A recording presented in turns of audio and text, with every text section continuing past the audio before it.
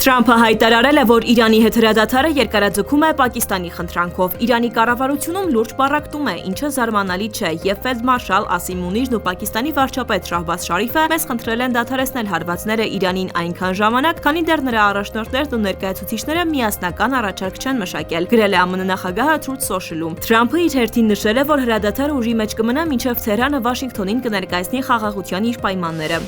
Իրանի զինված ուժերը պատրաստ են պաշտպանվել ԱՄՆ-ի եւ Իսրայելի նոր ագրեսիայից, հայտարարել է Իրանի արտաքին գործերի նախարարության խոսնակը։ Իրանը չի սկսել այս պարտադրված պատերազմը եւ Իրանի բոլոր գործողությունները նպատակ ունեն իրականացնել իր անկախտելի իրավունքը, օրինական պաշտպանվել ԱՄՆ-ի եւ սիոնիստական ռեժիմի կողմից իրականացվող ռազմական ագրեսիայից։ Զինված ուժերը պատրաստ են վճռականորեն պաշտպանել Իրանի ամբողջականությունը ցանկացած սպառնալիքից։ Հական Ֆիդանը ապրիլի 23-ին պաշտոնական այցով կմեկնի Մեծ Բրիտանիա, որտեղ երկկողմ հարցերից բացի նախատեսում է քննարկում նաև Իրանի, Ուկրաինայի հակամարտության եւ Մերձավոր Արևելքի իրավիճակի մասին։ Հայ-ադրբեջանական խաղաղության համաձայնագրի ստորագրումը կարևոր իրադարձություն կլինի ամբողջ աշխարհի համար, Լատվիայի նախագահ։